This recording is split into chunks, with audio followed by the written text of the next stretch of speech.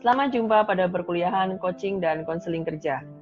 Pada perkuliahan kali ini, kita akan mengacu pada teori dan juga prakteknya di lapangan seperti apa. Yuk kita bahas silabus dulu sebentar ya. Berikut silabus perkuliahan kita. Pada awal tentu saja kita akan membahas dan belajar mengenai pengantar dulu nih tentang coaching dan konseling kerja. Juga definisinya apa ya coaching dan konseling kerja. Selanjutnya, kita akan belajar mengenai sikap dasar yang dibutuhkan coach atau konselor. Kemudian kita akan belajar juga bagaimana sih cara memahami karyawan itu seperti apa ya tipe-tipenya gitu ya. Kemudian ada tahapan coaching dan konseling kerja yang meliputi persiapan, pelaksanaan, dan juga pemantauan.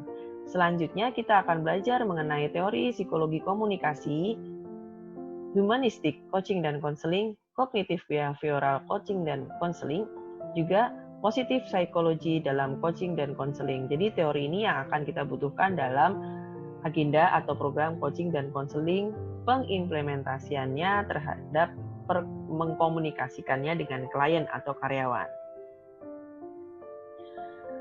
Tujuan coaching dan konseling tentu saja memperoleh pengetahuan tentang fungsi coaching dan konseling itu sendiri, mengidentifikasi akar permasalahannya, mana aja yang bisa diselesaikan dengan coaching dan mana aja yang bisa diselesaikan oleh konseling. Apa perbedaannya? Nanti kita akan mengetahui selanjutnya ya. Kemudian pemahaman sikap dasar yang perlu dimiliki oleh seorang coach atau konselor, pemahaman tahapan proses coaching dan konseling, dan juga komunikasi interpersonal yang baik dalam implementasi program coaching dan konseling. Ciri-ciri perilaku kerja yang bermasalah, berikut adalah beberapa contohnya, seperti produktivitas menurun, kualitas kerja yang buruk, tidak menepati deadline, menghindari tugas yang sulit, bergantung pada atasan, bolos kerja, inisiatif rendah, menarik diri, selalu mengeluh, tidak kooperatif, tidak bersemangat, dan mudah tersinggung. Nah, ini adik-adik bisa melihat ya, apa yang bisa diselesaikan dengan coaching dan apa aja yang bisa diselesaikan dengan cara konseling. Hambatan kinerja ada dua. Biasanya adalah kurang paham tugasnya sehingga menyebabkan mempengaruhi perilaku kerjanya. Kemudian masalah pribadi sehingga mempengaruhi perilaku kerjanya. Jadi perilaku kerja ini dipengaruhi oleh dua, gitu. Kemudian karena kurang paham tentu saja akan berpengaruh terhadap perilaku kerja. Apa yang bisa disolusikan yaitu dengan program coaching.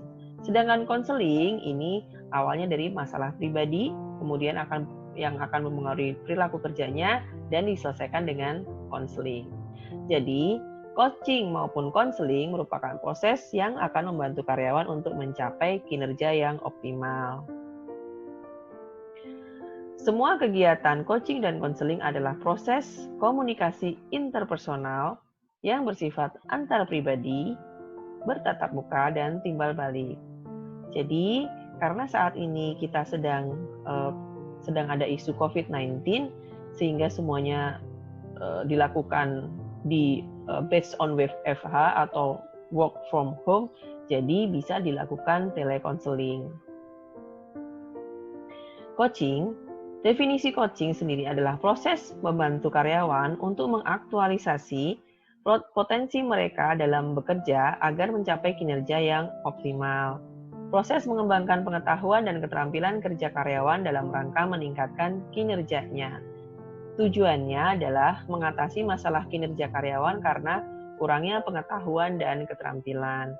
Jadi coaching ini berbeda dengan teaching.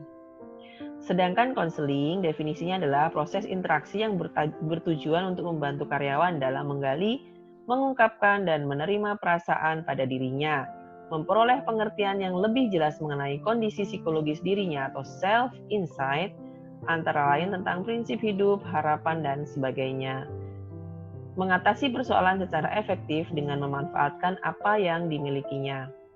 Tujuannya adalah mengatasi masalah pribadi karyawan yang mengganggu kinerjanya. Konseling ini berbeda dengan advising. Jadi, tadi ya coaching berbeda dengan teaching. Jadi, Seorang coach dan konselor itu sekedar mendampingi aja. Kita tetap memberikan segala konsekuensi yang akan diputuskan oleh individu atau klien atau karyawan yang sedang kita coach atau konselingin gitu ya. Untuk lebih detailnya kita belajar bareng lagi yuk. Sikap dasar ini saya akan langsung menuju ke sini ya, biar adik-adik mudah belajarnya. Sebut saja where. Nah, jadi where ini willingness, empathy, authenticity, dan unconditional positive regard. Willingness ini pengertiannya adalah bersedia membantu mengembangkan pengetahuan, keterampilan, dan juga sikap kerja yang tepat. Memberikan atensi terhadap masalah yang dihadapi, meluangkan waktu, dan sebagainya. Jadi, ketika karyawan atau klien datang ke kita juga harus ada willingness to help. Maksudnya willingness to help itu tidak serta-merta menyambut dengan yang berlebih-lebihan, tapi sewajarnya saja gitu. Jangan juga acuh tak acuh. Empathy itu adalah feeling into. Jadi kita dapat memposisikan diri kita pada sudut pandang orang lain. Terutama ketika proses coaching dan konseling, kita kan ada hambatan karyawan ya. Nah, kita bisa merasakan apa yang sedang dihadapi oleh orang lain dari sudut pandang orang lain tersebut. Authenticity, tampil apa adanya, tidak menutupi kelemahan dirinya atau berpura-pura, mengetahui dan menerima kekuatan maupun kelemahan dirinya sendiri, tidak mencampuri nilai-nilai kepentingan atau nilai-nilai orang lain ataupun kepentingan diri. Jadi bersikap netral. Dan juga kita harus tahu sebagai seorang individu yang berprofesi sebagai coach dan konselor, bisa seorang manajer, bisa seorang HR, atau bisa seorang psikolog. Nah, itu harus tahu who am I-nya dulu. Jadi, adik-adik juga nantinya akan menjadi sarjana psikologi, mau nggak mau, nantinya akan dituntut juga sebagai bisa menjadi seorang konselor. Jadi memang disiplin ilmu kita memang untuk menghandle orang lain gitu. Pada intinya seperti itu. Jadi harus belajar keras. Bersikap, tadi sampai sini ya, bersikap netral. Kemudian kita langsung lanjut ke unconditional positive regard. Jadi penghargaan yang tidak bersyarat. Whatever kondisi karyawan seperti apa, performance appraisalnya jelek, kemudian dia background sukunya dari mana gitu. Jadi kita ada penghargaan yang tidak bersyarat. Kita menghargai apple to apple gitu. I'm okay, you're okay. Kita sudah belajar itu ya. Netral, kemudian menerima apa adanya, tidak meremehkan juga, dan juga tidak berlebihan dalam menyambut sewajarnya saja ya intinya tadi. Gitu. Kompetensi ini dibutuhkan pada proses diagnosis, adaptasi, dan juga komunikasi. Pada proses diagnosis, kita membutuhkan kompetensi kognitif dan memahami situasi. Nah, jadi misal ada permasalahan karyawan terlambat 3 hari dalam seminggu. Berbeda ya, karyawan terlambat berturut-turut 3 kali dalam seminggu dengan karyawan yang terlambat datang kerja 3 hari dalam seminggu, itu berbeda. Jadi didetailkan dulu, kemudian memahami situasinya seperti apa, jangan langsung terus di SP3 aja Pak, dipecat gitu. Jadi tetap pada level diagnosis, memahami situasinya seperti apa dulu. Adaptasi ini yang dibutuhkan adalah kompetensi perilaku. Jadi kita bagaimana bisa menyesuaikan perilaku kita dengan klien atau karyawan yang datang ke kita, dan juga dengan kondisi kerja ya, dengan pihak manajemen seperti apa gitu. Jadi kita harus bisa menempatkan diri kita ada di mana gitu. Itu kompetensi perilaku. Kemudian komunikasi. Komunikasi ini yang dibutuhkan adalah kompetensi proses dan juga menyampaikan gagasan dengan efektif. Jadi proses komunikasi itu bagaimana proses tersebut dilakukan secara efektif dalam menyampaikan ide-idenya dengan smooth dan juga tidak mengesankan yang disalahartikan oleh orang lain. Jadi smooth gitu. Memahami individu atau karyawan. Nah, ada tipe-tipe karyawan dalam matriks tersebut. Ada mampu tetapi tidak mau. Ada tidak mampu, tidak mau, tidak mampu, tidak mau, mampu, dan mau. Ini sepertinya kalau yang sebelah kanan bawah ini adalah aset yang positif ya bagi perusahaan. Jadi dipertahankan biasanya atau dipromosikan dalam suatu perusahaan. Kita akan belajar ya untuk detailnya. Tidak mampu dan tidak mau. Dinamikanya gambaran karyawannya ini, tidak mau dan tidak mau ini kayaknya udah mau resign deh kayaknya karyawannya. Kita baca dulu ya.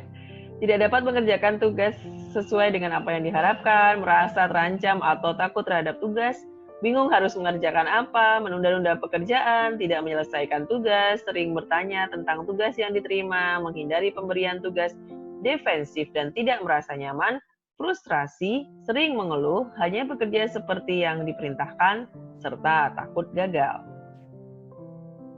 Tidak mampu, tapi mau loh.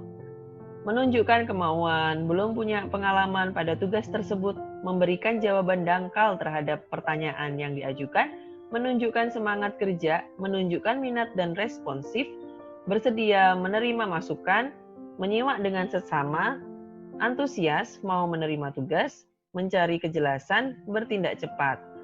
Sepertinya ini gambaran seorang fresh graduate ya yang sedang mencari kerja. Jadi kita bisa membayangkan bahwa yang tidak mampu itu tidak mampu, tidak mau seperti apa, tidak mampu tapi mau itu seperti apa.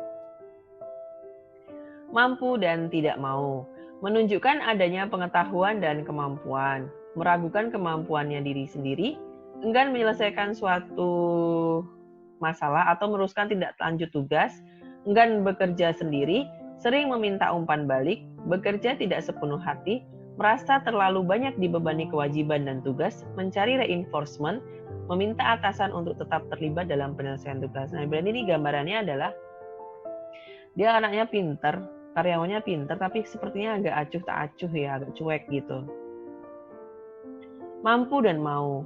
Tahu keahliannya, mencapai hasil kerja sesuai target, mampu membuat keputusan yang efektif, berbagi ide-ide kreatif, menyelesaikan tugas tepat pada waktunya, memberitahukan setiap kemajuan kepada atasan, menggunakan sumber daya secara efisien, bertanggung jawab dan berorientasi pada hasil, berbagi informasi, bersedia menolong orang lain, mandiri, semangat dalam bekerja.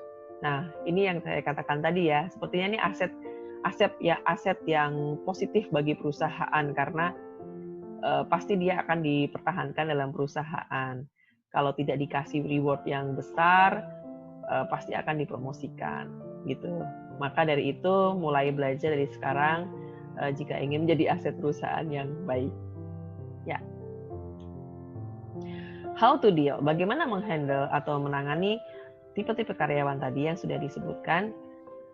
Tidak mampu dan tidak mau, mengarahkan secara spesifik dan bertahap siapa sih dia, kapan perilakunya itu muncul gitu ya, dan bagaimana itu muncul gitu maksudnya. Komunikasi umumnya satu arah saja, jadi langsung diorder, langsung diinstruksikan gitu, kamu mengerjakan ini ya, karena dia kan sudah tidak mampu dan tidak mau gitu, kayaknya udah mau resign deh karyawan ini gitu. Komunikasinya ya satu arah ya yang tadi ya, membuatkan keputusan. Jadi satu arah itu membuat keputusannya juga dari kita sebagai atasan atau coachnya atau HR ya, pihak HR-nya. Melakukan pengawasan yang melekat karena setiap kali harus diawasin sampai mana progresnya gitu. Bagi seorang manajer atau HR di suatu perusahaan ini sangat melelahkan ya, jujur saja gitu. Kemudian ada tidak mampu tapi mau loh dia. Jadi mengarahkan juga secara spesifik yang tadi. Kemudian komunikasinya dua orang. Yang tadi kan satu arah ya, karena dia posisinya adalah tipikal yang tidak mampu dan tidak mau. Komunikasinya dua arah karena si tidak mampu dan mau ini dia punya willingness tapi tidak tahu gimana caranya gitu maksudnya. Membuatkan dan menjelaskan keputusan, serta memberikan kesempatan untuk bertanya, memberikan penghargaan terhadap setiap kemajuan yang dicapai. How to deal dengan yang tidak mampu dan yang mampu tapi tidak mau. Mendorong, memberikan masukan tentang penyelesaian pekerjaan dan membuat keputusan, komunikasi dua arah, mendukung dalam pengambilan risiko, memberi pujian dan membangun kepercayaan. Jadi tadi ya untuk menurunkan keacuhannya gitu. Padahal dia pinter loh, mampu gitu.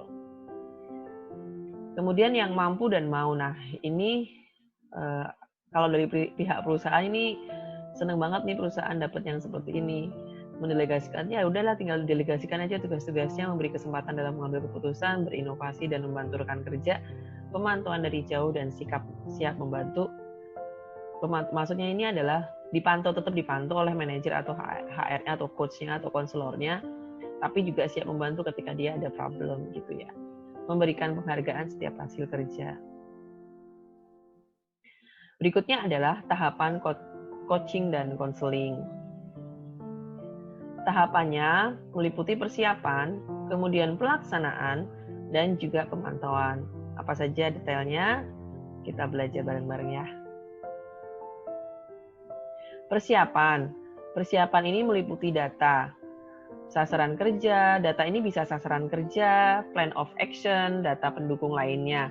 Contoh, misalnya kalau sasaran kerja nih misalnya ada karyawan yang appraisalnya atau kinerjanya, kan kalau kinerja di perusahaan itu diukur setiap 6 bulan. Kalau kita itu diukur 6 bulan juga ya dalam bentuk IPK ya kan gitu. Kalau IPK-nya 1,1 atau 1,2, nah itu nanti itu datanya gitu, dari KHS-nya itu data maksudnya gitu ya. Nah, kalau sasaran kinerja, nah mungkin dia tadi bentuk dari hasil PA-nya dia atau performance appraisal-nya si karyawan tersebut itu dilampirkan ketika proses berlangsung. Atau nih saya mau kasih contoh, seorang karyawan yang terlambat 3 hari dalam seminggu. Nah, itu data yang dibutuhkan apa? Yaitu data fingerprint yang dimiliki oleh perusahaan, kita lampirkan di situ ketika memasuki proses coaching dan konseling. Itu contohnya ya. Terus waktu ini pertimbangannya adalah tujuan pembicaraannya ke arah mana, karena tadi kita sudah tahu bahwa dia terlambat 3 hari dalam seminggu, kita sudah tahu dong apa yang akan diharapkan, tapi tetap kita akan mendigging up atau berdiskusi dengan karyawannya. Jadi ditegaskan langsung to the point gitu, to the point bahwa waktunya misalnya hari apa, tanggal berapa, jam berapa, sampai dengan jam berapa gitu ya. Tempat ini mempertimbangkan privacy, tempat duduk, penerangan, suhu, dan ventilasi. Jadi biasanya kalau di perusahaan ada meeting room gitu ya. Jadi kita bisa pesan meeting room untuk melakukan program tersebut, sehingga dari pihak admin General Affairs perusahaan akan mencatat bahwa meeting room tersebut dipakai, jadi tidak boleh ada gangguan karena sifatnya adalah private gitu. Nah, ini adalah tahap pelaksanaan. Tahap pelaksanaan itu meliputi develop relationship atau bahasanya adalah building rapport. Tahu ya building rapport ya, coba dibaca-baca lagi building rapport itu seperti apa. Menciptakan kedekatan dan keterbukaan agar karyawan merasa aman untuk mengeluarkan masalahnya. Jadi proses ini cair, tidak kaku, menerima karyawan apa adanya, tidak mengancam, penuh penerimaan, percaya, dan respect. Tadi ya, sikap WARE tadi ya, gitu. Kemudian define problem. Jadi menggali fakta-fakta, melihat masalah dari sudut pandang karyawan, mempertajam atau mempertegas masalah, menyepakati masalah, sasarannya melihat masalah secara objektif dan menyadari kenyataan bahwa Bapak kan terlambat nih, saya nggak enak nih sama semua karyawan gitu. Jadi Bapak terlambat ya, Bapak harusnya di SP3 aja, bukan kayak gitu caranya. Jadi penuh dengan tadi ya, WARE tadi, terus kita define problemnya juga berdasarkan fakta-fakta yang ada di kondisi karyawannya seperti apa, disesuaikan dengan kondisi kerjanya di lapangan seperti apa. Jadi kalau karyawan yang terlambat selama 3 hari dalam seminggu, itu kan dilihat dengan karyawan yang lainnya. Dijelaskan saja bahwa, Pak ini maaf ya, karena kan Bapak sudah terlihat terlambat 3 hari dalam seminggu. semuanya juga melihat seperti itu. Kalau saya diam saja, saya bisa didemo Pak sebagai HR di sini gitu. Jadi ada kecemburuan sosial di sini nanti gitu. Jadi kita akan bicara itu ya Pak gitu. Misalnya seperti itu ya contoh-contohnya. Bisa digabungkan mix dengan non-verbally kita yang memang kita bersungguh-sungguh gitu ya. Jadi pasti kelihatan kok kita niatnya seperti apa dalam menyelesaikan permasalahan tersebut. Ingat ya, I'm okay, you're okay. Sudah belajar ya di kelas, jadi apple to apple gitu. Tidak menjudge, tidak meremehkan, dan tapi juga sewajarnya saja. Determine goals. Membantu karyawan determine goals ini adalah menentukan tujuannya dari program coaching dan konseling ini. Semuanya memang didominasi oleh kita, tapi kita memberikan chance atau kesempatan terhadap karyawannya, gitu ya. Program ini digawe oleh kita, diagawe oleh kita, tapi tetap kita akan berkomunikasi yang baik dengan karyawan tersebut.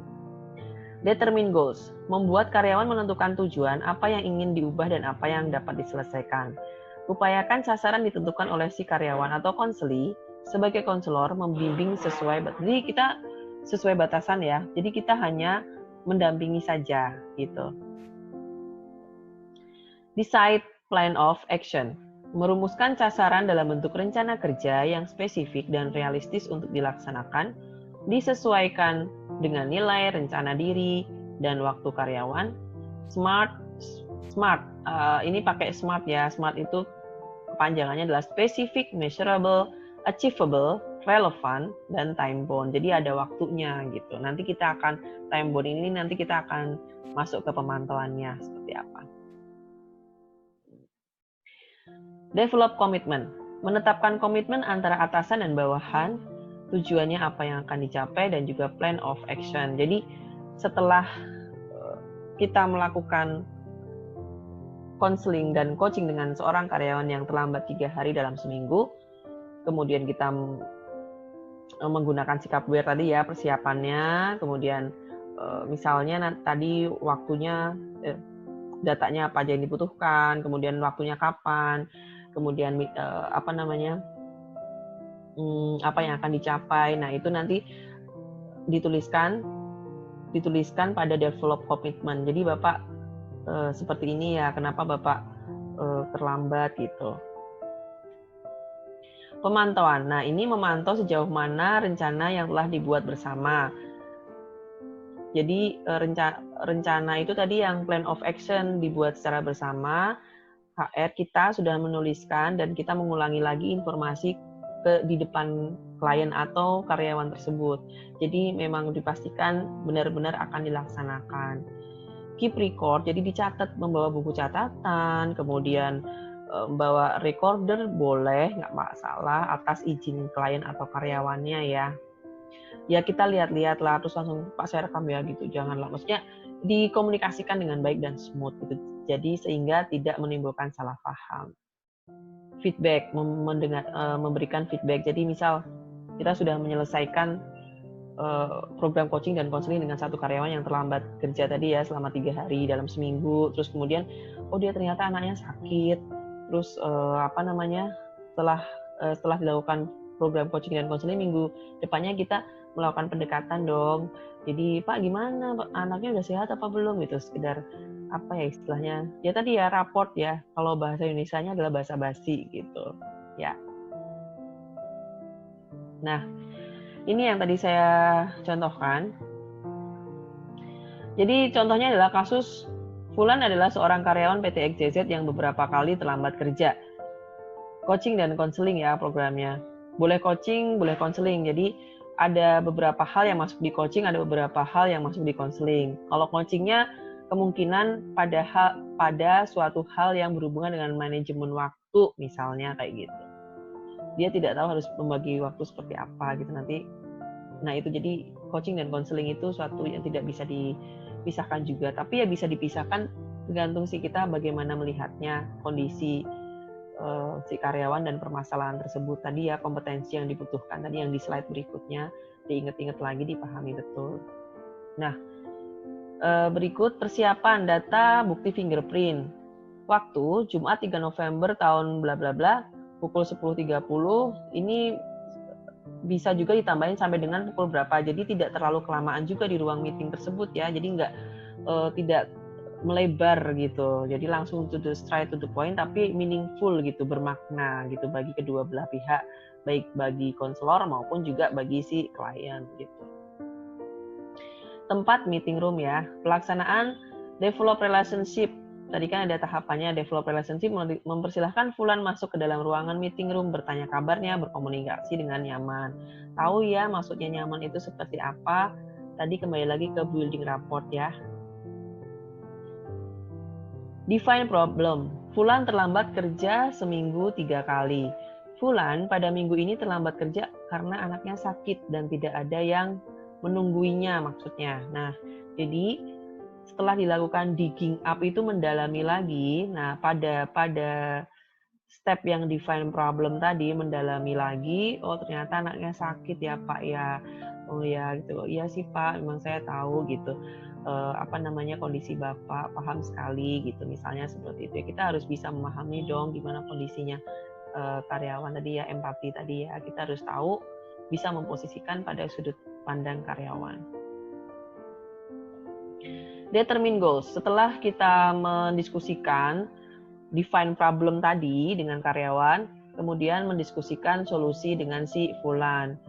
HR menjelaskan bahwa tidak mengapa jika Fulan nggak apa-apa Pak, kalau Bapak terlambat, hanya saja banyak yang lihat nih Pak, karyawan yang lain kan juga melihat nih Pak, kalau saya tidak menegur atau tidak melakukan sesuatu, saya bisa didemo sama karyawan yang lainnya karena mereka akan timbul suatu kecemburuan sosial gitu. Misalnya contohnya seperti itu. Itu kan logis ya, karena di suatu perusahaan pastinya mereka ingin menuntut adil gitu. Adil tuh maksudnya, oh dia nggak masuk kerja 3 kali, diemin aja sih kayak gitu. Nanti pada ikut-ikutan semua gimana, kacau beliau kan nanti gitu. Mengganti hari kerja atau pemotongan gaji. Nah ini maksudnya si Fulan sendiri. Jadi kita setelah melakukan beberapa pendekatan atau si Fulan juga mengungkapkan bagaimana solusinya. Contoh aja ya ini ya, akhirnya Fulan memutuskan untuk mengganti hari kerja atau pemotongan gaji. Tadi determine goals ya. Jadi menentukan tujuannya seperti apa gitu. Membiarkan Fulan memutuskan apa yang harus dilakukan. Jadi apa nih yang harus dilakukan gitu. Decide plan of action ya. Jadi setelah dia menentukan tujuannya, mengganti hari kerja gitu. Oh ya Pak, saya akan mengganti hari kerja deh Pak. Atau enggak saya minta potong gaji aja ya Pak ya, nanti dihitung aja gitu. Nah, decide of plan of action-nya itu membuat surat perjanjian penggantian hari kerja atau surat pemotongan gaji. Pengurangan intensitas terlambat kerja pada minggu berikutnya. Jadi ini Fulan sendiri yang akan mengungkapkan. Nah, develop komitmen, berdiskusi dengan Fulan, HR mencatat mengenai informasi yang telah didapatkan tadi ya. Setelah diskusi dengan Fulan, mencatat dan menginformasikan kembali. Jadi Bapak nih seperti ini ya problemnya ini, jadi Bapak nanti solusinya ini ya gitu. Bapak sudah membuat surat perjanjian pergantian hari kerja atau pemotongan ini keputusan si Fulan ya. Decide of action ini keputusan si Fulan. Kemudian jadi antara HR dan Fulan itu sudah sama-sama mengerti dan sepakat apa yang harus dilakukan. Kemudian selanjutnya adalah ada pemantauan. Pemantauan ini memantau kinerja Fulan selama minggu berikutnya dan apa yang sudah dilakukan. Jadi terus kemudian ada memberikan feedback, bisa negatif bisa positif ya. Kalau negatif dia lagi-lagi terulang lagi gitu. Kenapa ya Pak gitu. Pak, saya nggak enak loh ditegur sama manajemen, sama karyawan yang lainnya. Saya harus ngomong apa sama manajemen gitu, misalnya kayak gitu. Jadi minta pengertian sama si karyawan tersebut, si Fulan tadi ya. Ya kalau yang positif feedbacknya, Pak, hari keempat nih Bapak udah nggak terlambat lagi gitu. Gimana sih kecil udah sehat gitu gitulah, misalnya kayak gitu. Jadi ada follow up-nya gitu, ada dipantau gitu ya. Sehingga nanti pada akhirnya Fulan bekerja stabil lagi, tidak terlambat sama dengan karyawan yang lainnya. Nah, kemudian kita akan memahami tentang komunikasi interpersonal sebagai coach dan konselor, yaitu active listening, mendengarkan aktif. Tingkatan mendengar ada ignoring, pretending, selective listening. Jadi mendengarkan yang ingin didengar aja nih. Kalau mendengar yang ignoring kan cuek ya, sudah tahu ya adik-adik ya. Terus kemudian pura-pura mendengar gitu juga tidak baik ya. Jadi kalau misalnya kita nggak ada waktu ya, Pak bisa besok nggak Pak? Misalnya si Furan datang ke kita, terus bisa jadi pastikan kita kita hadir di saat itu gitu. Kalau ketika memang ada program coaching dan konseling kita hadir gitu ya. Mendengarkan yang ingin didengar saja itu nanti, iya Pak saya minta potong gaji aja gitu. Nah gitu yang ingin didengarkan itu, wah ya udahlah kayak gitu. Jangan jadi dengarkan keseluruhannya dulu, jadi biarkan dia cerita. Jadi fair gitu ya. Mendengarkan dengan penuh perhatian hanya pada kata-kata atau attentive listening. Mendengarkan melalui telinga, mata, dan hati untuk bisa memahami atau active listening. Jadi telinga, mata, dan hati jadiin satu. Jadi di mix gitu ya.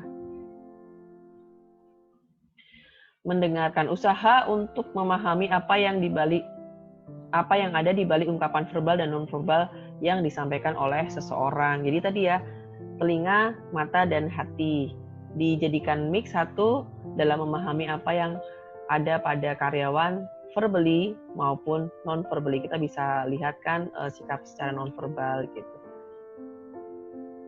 Hal-hal yang harus didengarkan, pengalaman, perilaku, perasaan, dan cara pandang. Jadi semuanya kita hadir di situ dan benar-benar harus detail mendengarkan. Jadi kesimpulan yang kita ambil juga sesuai dengan keputusan yang sudah diambil, yang sudah ditentukan, sesuai dengan prosedur yang ada gitu ya.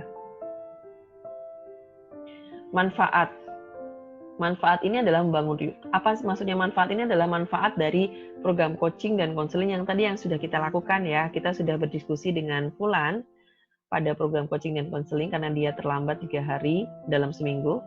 Kemudian kita memfollow up atau memantau gitu kan. Membangun apa sih manfaatnya? Membangun raport, kemudian membantu konseling mengekspresikan dirinya. Konseling merasa ada dukungan, merasa didengarkan, dimengerti, dan diterima, membangun kepercayaan terhadap konselor, membantu memecahkan permasalahan. Jadi membangun raport itu maksudnya membuat hubungan yang baik gitu maksudnya. Kalau HR, departemen HR itu dituntut untuk memiliki interpersonal skill yang baik. Jadi mulai dari sekarang adik-adik harus belajar itu ya. Membantu konseling mengekspresikan diri. Iya, jadi kita kan menerima karyawan itu dengan baik kan, dengan nyaman gitu. Kalau tidak nyaman dia akan menimbulkan apa ya? Udah belajar kan, menimbulkan defense mechanism. Jadi nggak keluar apa yang kita gali itu nggak keluar kalau kita udah judgement dulu dari mata kita udah melirik tajam gitu, juga dia nggak mau kayak gitu. Ayo Pak masuk Pak kayak gitu juga dia nggak mau, pasti enggak Bu baik-baik aja gitu. Gitu ya. Jadi tadi ya kompetensinya tadi diagnosis, adaptasi, dan juga komunikasi. Umpan balik, informasi verbal ataupun non-verbal yang disampaikan dan atau dimanfaatkan seseorang berkaitan dengan upaya meningkatkan perilaku.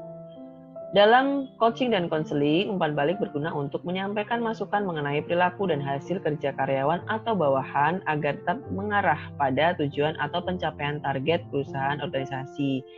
Jadi kita memang paham sih kalau Pak Fulan ini memiliki anak yang sedang sakit yang tidak ada yang menunggui gitu. Mungkin istrinya juga sedang sakit juga kan gitu.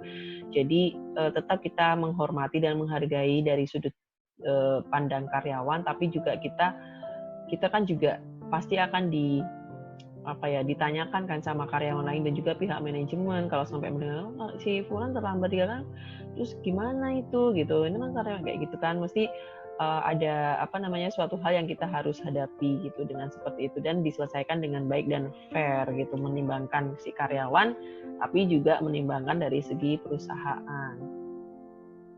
Bertanya ini ada open, ada close, ada double-headed, ada leading, ada hypothetical, multiple choice, atau self-assessment. Jadi ini adik-adik dipelajari sendiri ya untuk open saya yakin udah pada tahu ini dipelajarin ya, open, close itu apa aja, definisinya. Pedoman mengajukan pertanyaan. Gunakan pertanyaan-pertanyaan terbuka, gunakan pendekatan non-direktif. Pertanyaan-pertanyaan tertuju pada hal-hal yang telah direncanakan. Jadi kita sudah merencanakan pertanyaan sebelum kita melakukan program coaching dan konseling tadi, sebelum ketemu sama si Fulan di ruang meeting tadi. Pertanyaan-pertanyaan yang diajukan mengalir secara berkesinambungan, mulai dari hal umum ke spesifik. Jadi dari hal besar, apa kabar Pak? Gitu, apa kabar? Terus gimana sih kecil kemarin? Udah sembuh belum? Itu sakit apa sih? Gitu. Jadi semakin mengerucut gitu.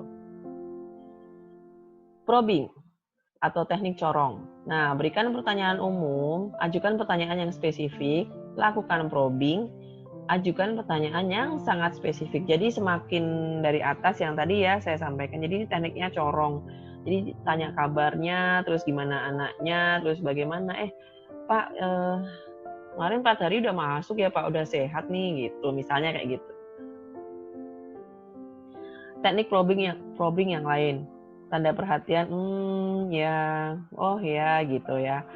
Pause atau diam, berisi pesan nonverbal. Tapi jangan diamnya terlalu lama ya, nanti di ruang meeting lama banget. Ibu dengerin nggak? Sampai mana tadi Pak? Gitu ya, jangan gitu juga kali. Frase netral atau membuka pintu. Bagaimana maksud Anda ini? Maksudnya apple to apple ya. I'm okay, you're okay. Jadi menanyakan open question lagi. Gimana ya maksud Anda tadi? Ingin mengkonfirmasi tapi tidak menjudge gitu. Tahu ya maksudnya. Kemudian mendengarkan aktif. Tadi ya, telinga, mata, hati. Di-mix jadi satu. Baik, untuk perkuliahan online kali ini, a half semester. Jadi dalam 1 semester sudah selesai. Kita akan ketemu lagi pada perkuliahan online berikutnya. Saya akan coba mengirimkan video agar bisa dipahami dengan baik. Untuk selanjutnya, jangan lupa berdoa yang banyak. Selalu jaga kesehatan. Tidur yang cukup, makanan yang bergizi, dan adik-adik jangan lupa bahagia. Assalamualaikum semuanya.